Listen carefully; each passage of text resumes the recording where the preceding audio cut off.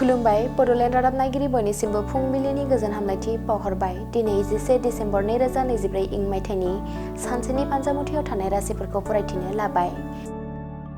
मेष राशि, देहाया हरखाबै लोरबां जानो हागौ। जानाय लोंनायाव सांग्रां थानांगोन। गोजान लामा दावबायनायनिफ्राय गोजानाव थानांगोन।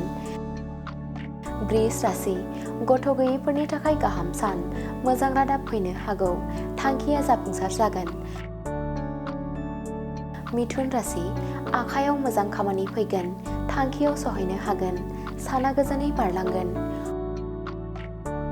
कर्कट राशि, नखराव गोजोन गैयै जागोन। बिसि फिसायनि गेजेराव सन्देह सोमजिगोन। नांलाय खमलायजों साना बारलांगोन।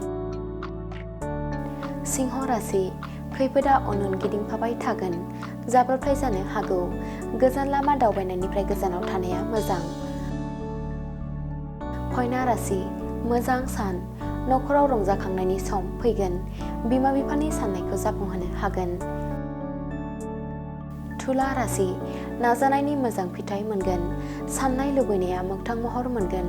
रंजा बाजा थानो हागोन। वृश्चिक राशि, गोसोआ उसुखुथु जागोन। बायदि रोखोमनि जेंनाफोरजों भुगिगोन। खामानिफोरा आद्रा जानानै थागोन। धनु राशि, लामा दावबायनायनिफ्राय गोजानाव थानांगोन। खैफोद नुजाथिनो हागौ। बायदि रोखोमनि जेंनाफोर नुजाथिनो हागौ। मकर राशि, गावनि नाजानायनि फिथाइ मोनफुंनो हागोन। गोबाव समनि जेंनानिफ्राय बारग'नो हागोन। गोसोआव गोजोन मोनगोन। कुम्भ राशि, बेसेन गोसा मुवा बेसाद गोमानो हागौ। फालांगियाव जेंना नुजाथिगोन। रां रुफा दाहार लानो गोनां जानो हागौ। मीन राशि, रांखावरि आरजिनायनि थाखाय जोबोद मोजां सम। फालांगियाव जाफुंसारनो हागोन। साना गाहामै बारलांगोन।